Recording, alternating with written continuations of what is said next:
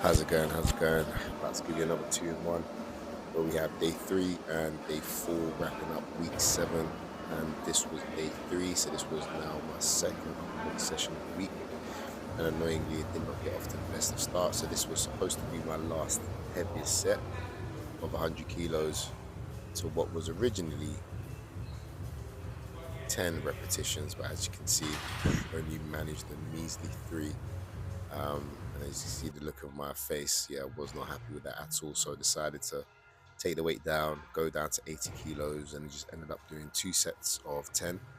And this was the frustration sometimes, and I'm sure you guys can relate to this as well, where some weights everything feels really, really good.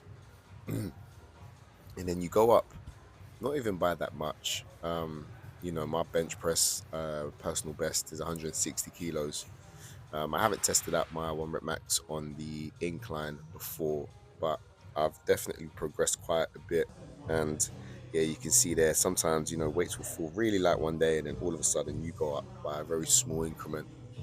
And all of a sudden it feels like you've tripled the weight as you've gone up. And the same happened again here when I was doing the plate loaded seated shoulder press.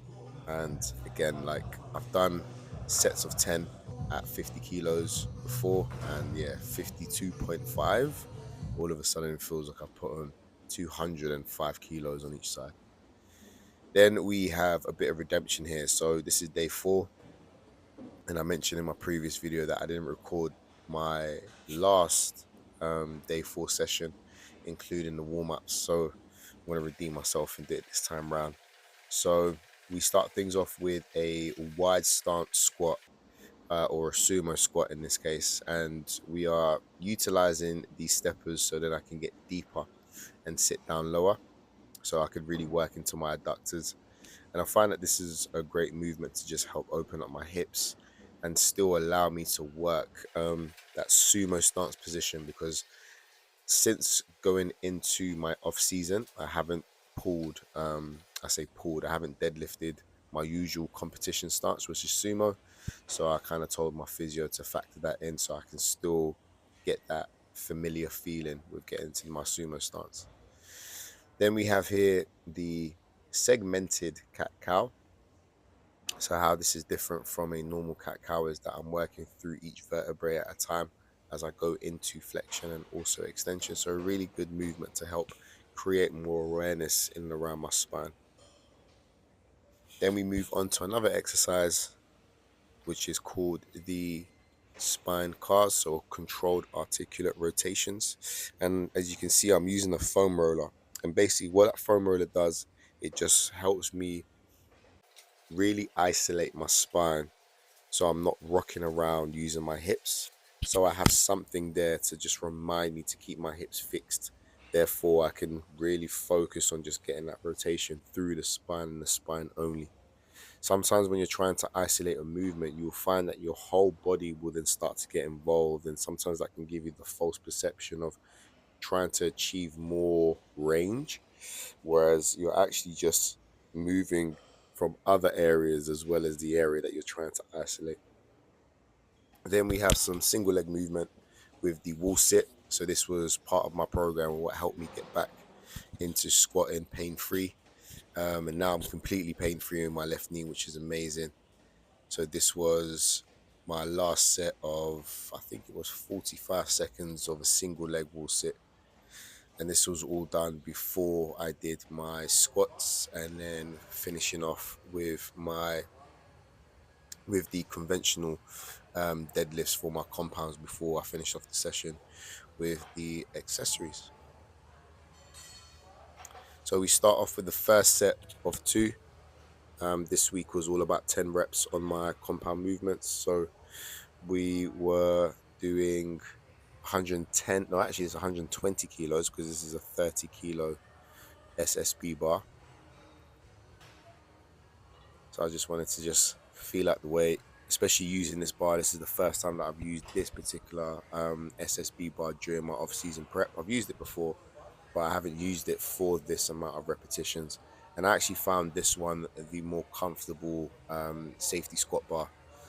It's just obviously out of convenience that I train in other gyms, and therefore they have the safety squat bar or a different variation of the safety squat bar. But I do feel like this one is so much more comfortable. The padding isn't as large, so I feel the weight a lot more secure around my neck, so I can kind of push back into the bar a lot easier.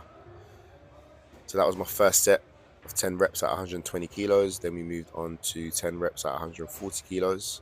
And today I was actually quite relieved that my lower back wasn't as stiff. Like when I did my second lower body session, my back was really stiff the next few days. So I was kind of going into this one slightly worried, because usually when I do my pull squats, especially where I've been training beltless for the last like nearly 18 weeks now, I find that I've just been holding a lot of tension as I'm getting stronger and working through more repetitions, especially through the compound lifts. I've just been finding that my lower back has been taking a lot of the blunt, but today actually felt fine. So I was quite happy to get through this set of 140 kilos for 10 reps, which was a personal best.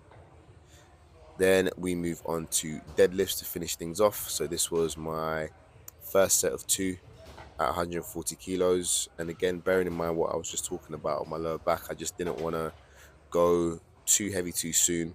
So I actually wanted to take a bigger jump, so then I'm not fully, or rather not taxing myself too much by going like 160 and then come to 180. So I can do 140. So I definitely have 140. And then after that, we move on to 180. So this moved a little bit slower than I like. I've done this before on a deficit and it pretty much felt weightless. Whereas this time around, I definitely fought that grind at the start of every rep. The strength was there to finish off, and I definitely feel like I got the best with this fine. Yeah, it seems a bit